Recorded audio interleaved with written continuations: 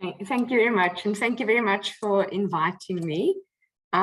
Just to confirm, you can see my screen in presentation mode? Yes, we can. Okay, so what I'm going to do for the next couple of minutes, 20 or so, is I want to take what Ashraf has shown you and just make it a little bit more realistic and practical in terms of its impact for South Africa and what we can expect, and how climate change will play out in South Africa, and where are the areas where we can see the most severe impacts of climate change. So I'm going to start with just painting a little bit of a picture about climate change, or actually hazards and disasters in South Africa. So I think if anybody has watched the news recently, I think it is still very fresh in our mind what natural disasters can do to loss of life and loss of livelihoods. And South Africa really is absolutely no stranger to the devastating effect of weather-related disasters. So when we speak about natural disasters, there are a subset of categories that we term hydrometeorological disasters. So these are disasters that is caused by weather systems, or changes in weather patterns, or changes in climate patterns that directly impact certain natural hazards. So in South Africa specifically, South Africa is a country that is extremely susceptible to natural hazards.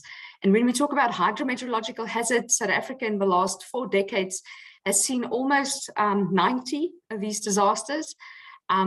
It is an annual event. Very recently, and we're actually still responding to the disasters in KZN. We've recently just recovered from the droughts in the Western Cape. There's still ongoing droughts in Port Elizabeth. 2017, there was devastating wildfires in KwaZulu-Natal, in Knysna. And then in 2019, there was also devastating flooding events in Gauteng and in KwaZulu-Natal.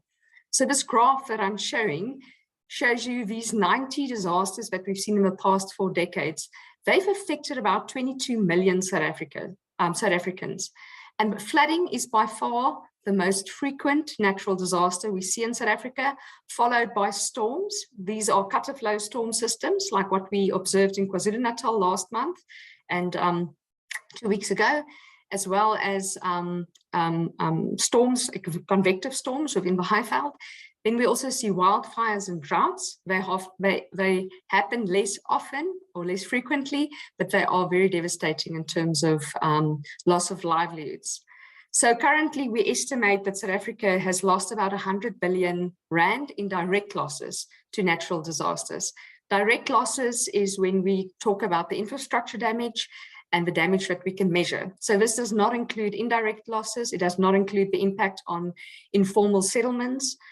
So the losses is, of course, much, much greater than what we currently have recorded.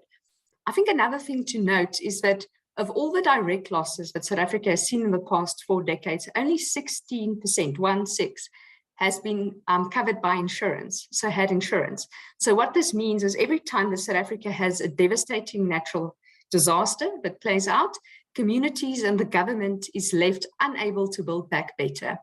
And this is something that is quite actually concerning, and a pattern that we've picked up and that is actually continuing.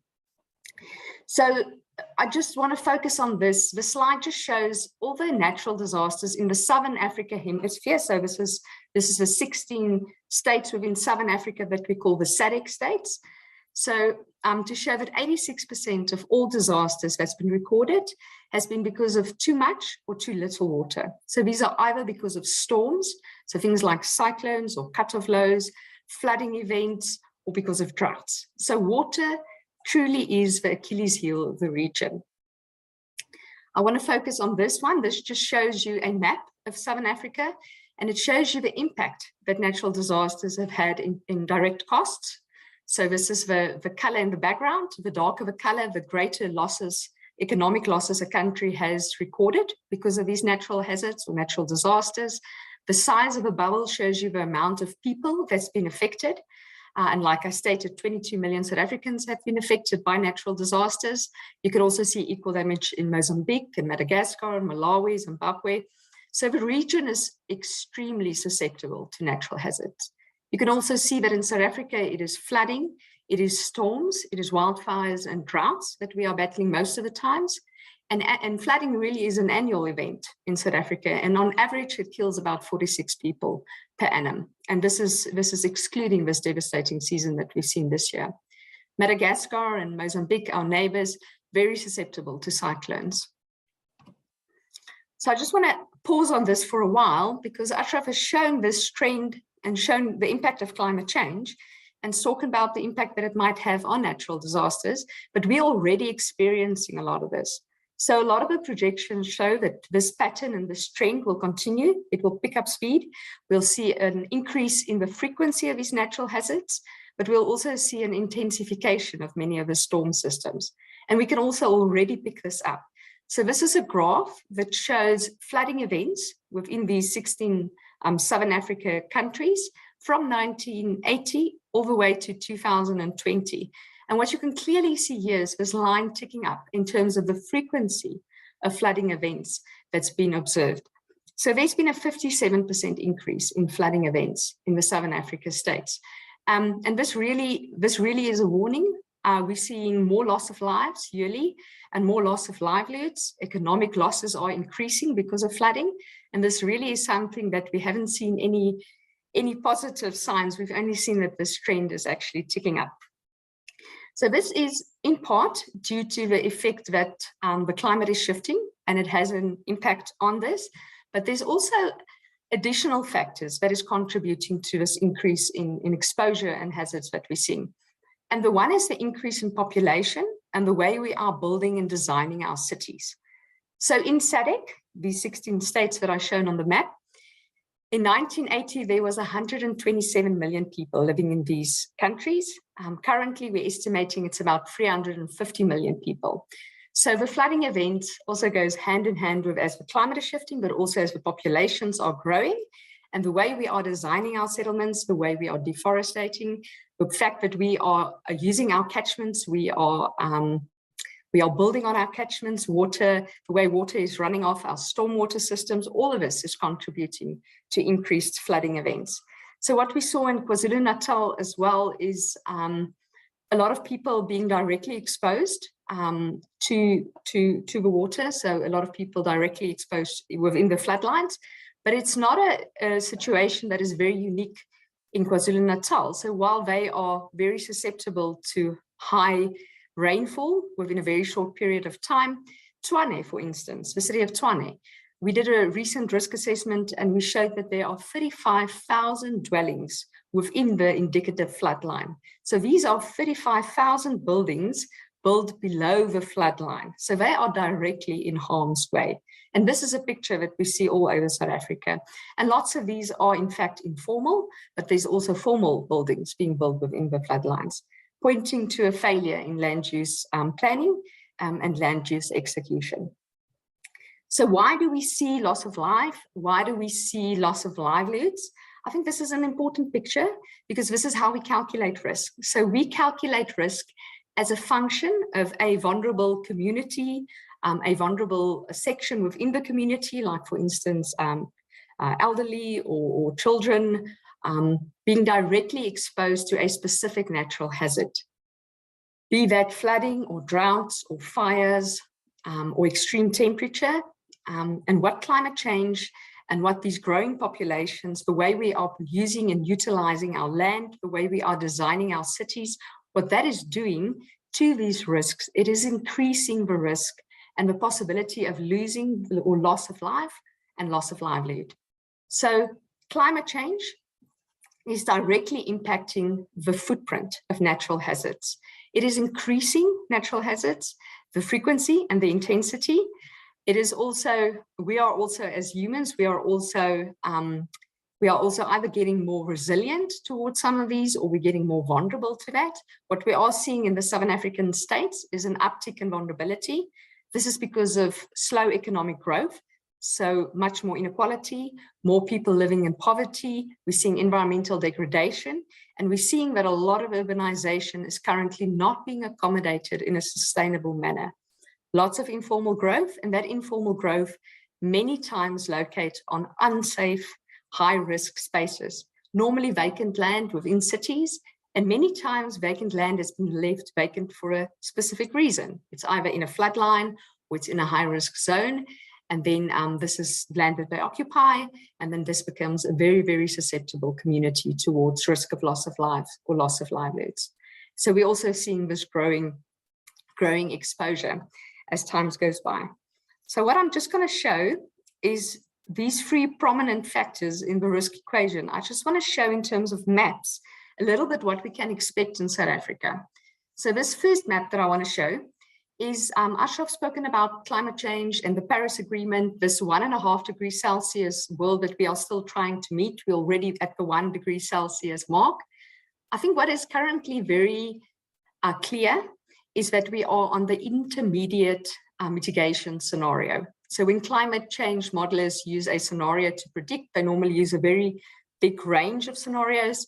You know, if the world works together, we reduce our carbon emissions, we spearhead renewable energies, we do this much faster than we're currently doing. This would be a very optimistic scenario. If we continue along the way we're currently doing, a little bit of renewables and so forth, this would be an intermediate scenario. So we're not on the worst case scenario, but we are somewhere on an intermediate scenario. What that means for South Africa is that we can expect by mid-century temperatures to increase by as much as 3 degrees Celsius for most of the northern and northwestern, the interior parts of South Africa. So coastal settlements and cities would be slightly more protected because of the ocean and the cooling effect, but even their temperatures will increase by 1 degree Celsius. So you can see on this map as well that for most of Southern Africa and actually the eastern parts of Southern Africa, there's an increase in rainfall projected by mid-century, but it's not just that it will be raining more per annum. It is that rainfall is becoming more intense. So lots of rainfall within a very short period of time. So everything on that map that is hashed in blue lines is where it will become more an increase in extreme rainfall events. And I think this is quite concerning, actually, if we think about what's just happened in KwaZulu-Natal, what we've seen in parts of the Eastern Cape. In 2019, what we saw in the eastern parts of the Free State as well, that these rainfall patterns we can expect would become the new norm up until mid-century. Droughts, more frequent droughts are projected for the Western Cape, also for areas in Limpopo, Mpumalanga, Northern Cape, and these are areas that is already struggling with these types of natural disasters. So this is just something to take note of. Then just when we talk about South Africa's urban future, so currently we are in South Africa at around 60 million people. It is projected by mid-century, so this is 2050, that the country would be somewhere close to 80 million, give or take 5 million. So this is an additional 20 million people that will be living in South Africa.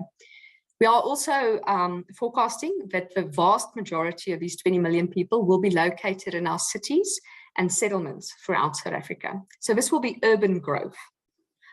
If we look at where those 20 million people are likely to be located, 34% of them will be located in Gauteng, an additional 20% in KwaZulu-Natal, an additional 10% in the Eastern Cape, and then an additional 11% or 12% in the Western Cape. So what this means for those provinces, it is very important that the way they will absorb this growth, this growing populations, specifically growing populations within cities, needs to be sustainable, and it needs to be sustainable buildings. It needs to be buildings that protect people, that do not expose them to natural hazards, and we need to make sure that they are protected from things like flooding and drought and extreme heat and wildfires. Okay, so this is just a more zoomed in map. This shows you of those 20 million people, where are they likely to locate by mid-century. So we can see those areas in dark red is the highest population densities. So we can see spaces like Pretoria, Johannesburg, Gauteng, again, absorbing a lot of that growth. Durban, all the way to the north and the south of Durban, Pietermaritzburg. Some of the homelands, the cities within these are still growing. We are seeing a couple of places where people are moving out of, where the spaces are decreasing, and then places like Cape Town, Port Elizabeth is expected to grow as well. We're also in Port Elizabeth currently seeing quite a lot of water issues, drought. And this is also concerning in terms of water availability. And these are things that planners, urban planners, policymakers, they need to be aware of, and they need to make sure that these cities are protected in terms of some of these things. Okay, so I'm just going to talk about droughts very, very quickly. So droughts can have negative impacts, specifically on health, and I think this group of people would be very aware of. If you do not have access to water, the implications that can have for basic things like wash infrastructure, but also for hygiene and also for just drinking and safe drinking water. So if we look at growing populations, and if we look at in terms of where the weather over climate is shifting towards, where we are expecting more drought, where are the cities in South Africa that we will see the biggest impact on? So this map that I'm showing you now, everything that is in red and in orange and maybe a lighter shade of orange are cities that will see an increase in the frequency of drought. So if you are a city that is painted in green, it does not mean you will not be susceptible to drought. It just means that climate change will not increase the frequency of drought within your city, but everything that is in this map in orange or red is likely to see an increase in the frequency of drought. So we are forecasting that about 30% of South Africa's settlements will see a high and an extremely high risk of increases in drought. And these cities, of course, need to take urban sensitive, water sensitive urban design extremely serious, as well as water security. Then heat stress. I think heat stress is one of the things that is what we call an emerging threat. If we look to 2003 in Europe, that was a very, very devastating heat wave. That cost the lives of about 72,000 people. And in France specifically, they attributed the loss of 20,000 people's life to that specific heat wave. And that was devastating. And what that revealed was that Europe was not ready for extreme temperatures and heat waves. So within that 3 weeks that the heat wave ravaged Europe in 2003, temperatures soared to about 43 degrees Celsius. So in South Africa, this is not temperatures that's completely foreign to us. We are a country that is naturally hotter. Africa is a more hotter continent by its nature. But I think that is one of the blind spots when we talk to disaster management practitioners in South Africa, is that because we are already aware of heat, that they're not as seeing this as such an enormous threat. Also, our disaster databases are not showing that people are directly, that death is attributable to heat. And this makes a blind spot for disaster managers. They normally plan and draw contingency plans based on the severity of disasters they've seen in the past. And because we have not seen something similar to what we saw in Europe, this means that that's sort of like a blind spot. So when the 2003 heat wave hit Europe, they afterwards decided that they need to prepare their cities. And this was a very practical thing. What they did, the first thing they did was draw up a heat contingency plan for the city. So these were simple, basic measures. It were things like school closures, restricting labor between certain hours in the day, ensuring parks are open late at night so people can cool themselves down, making water available on public spaces so people are hydrated. Things like a database of vulnerable people that they can phone up and check on them. So a lot of elderly people, specifically in the 2003 heat wave, succumbed to that. So these emergency responses had an enormous impact on the country. Again, in 2016 and 19, they saw temperatures being broken, records being set, temperatures rising to as much as 46 degrees Celsius. But this time, the loss of life was much, much less. And this was because of these very simple mechanisms that they put in place and these contingency plans. Currently, South Africa does not have a heat contingency plan. Each municipality in South Africa needs to look at heat as an emerging threat in South Africa. It will increase for almost all of the municipalities by and heat waves, extreme heat days with temperatures soar above 35 degrees Celsius. These will increase with almost a lot of certainty. So this is something that disaster managers and practitioners yourselves need to take quite seriously going forward. For urban planners, city designers, they need to think about more innovative approaches. They need to think about the urban heat island effect within cities. So when we speak about, I just want to show this map. So when we speak about cities specifically, temperatures can be 3 to 10 degrees higher in cities than is hinterland. And this is because of the way we are designing our cities. The concrete we use, the fact that it absorbs heat and it's very slow to release heat in the evenings. This makes cities even more dangerous to people. And then, of course, informal settlements within cities are even more exposed. Here, temperatures can really rise to very, very high levels. And this is particularly concerning because currently in the most at-risk cities in South Africa, these that are painted red in the map, we are estimating that there's around 188,000 informal dwellings. So this is about 500,000 people living in informal spaces within the 8 most at-risk cities currently. And here specifically, the elderly are at risk, but also children, people that are dependent on other people to take care of them, to ensure they're hydrated. Those are the susceptible population groups within our communities. People that are dependent on public transport that needs to walk for a very far end to be able to reach buses or taxis, they are also very susceptible to heat stress. So this is really one of those exclamation marks when we show this map, specifically the cities in South Africa that are painted in this map in orange, dark orange, and red. We've urged all these local municipalities to look at their contingency plans, to look at their response plans in terms of heat, and to draw those up and to be sure that they are prepared for when a heat wave strikes. So these are municipal actions that can be taken. Long-term actions is things like ensuring that when we create buildings, we use passive design principles. So these are lower energy types of architecture, that you design a building that it's north facing, that there's enough ventilation, that you ensure it can cool itself. You ensure you use enough vegetation within a city, that it does not become 3 to 10 degrees hotter than its periphery. You also ensure that you use green roofs. So there are many of these novel things we are seeing emerging, and many of the city plans are starting to incorporate them.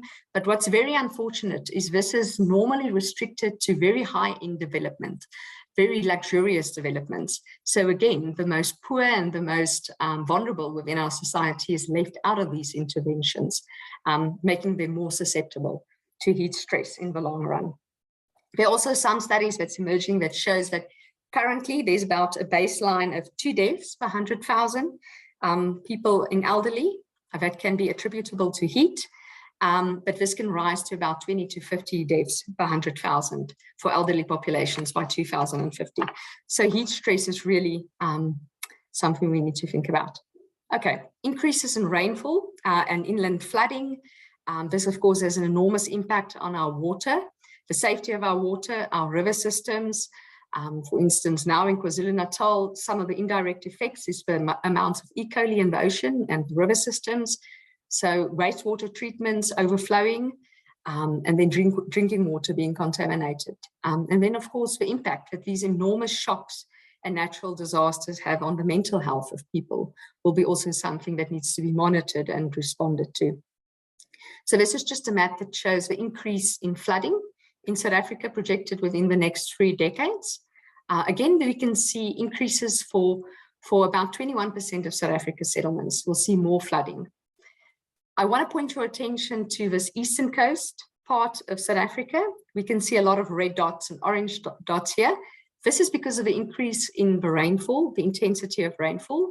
There are places like, for instance, Tshwane, Pretoria, where we're not seeing that there's a projection for increased rainfall, maybe slightly increase in the intensity of rainfall. But what's happening in Tshwane is people are more exposed.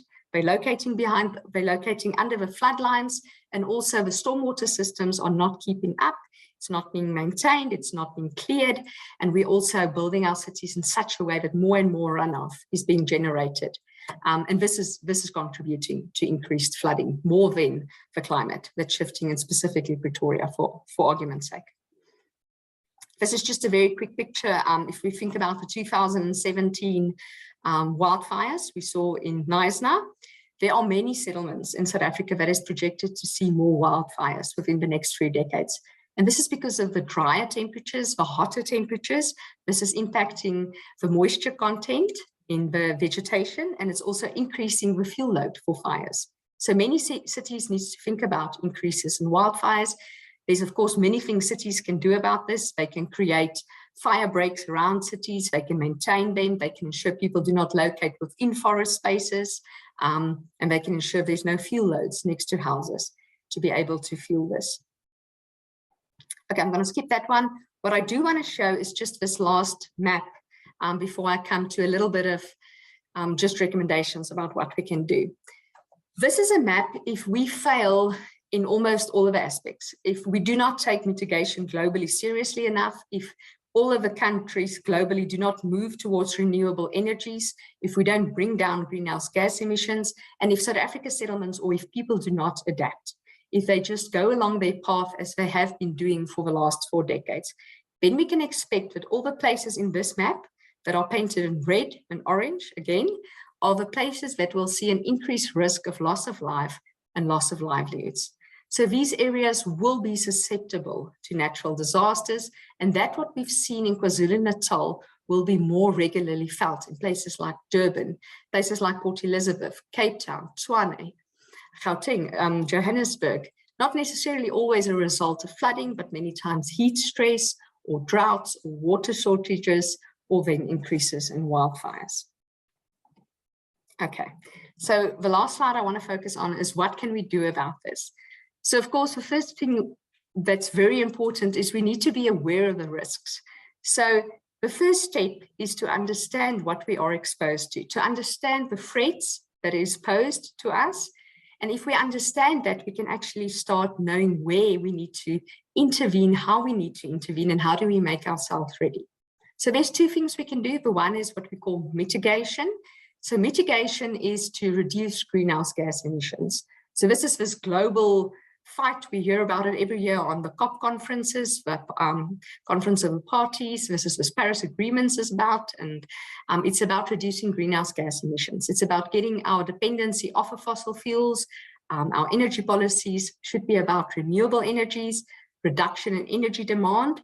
This is even important for individuals, how much energy they use, what is your individual carbon footprint, doing sustainable practices, how are you utilizing resources, how are you investing that, how are you spending that, and also then land use policies, of course, deforestation, land use practices, all of that has got a big impact in the mitigation side. Then adaptation. So adaptation is when we start adapting to a new climate and we start reducing exposure and building resilience. And here we can intervene in 2 places within this bubble. So we can reduce the vulnerability in communities, and we can also reduce the exposure. How do we reduce the exposure? For instance, in a place like KwaZulu-Natal, the first step would be to take to map high-risk areas, to take communities out of these high-risk areas, to take infrastructure, critical infrastructure out of high-risk zones, to be able to ensure these high-risk zones are indicated on land use plans, that they are adhered to, and that they are enforced. Where we cannot relocate communities, we need to build engineering mechanisms, flood control mechanisms. We need to build infrastructure that safeguard communities. But then, of course, we can also build resilience within communities. And this is really about public health actions. So it's preparedness and prevention.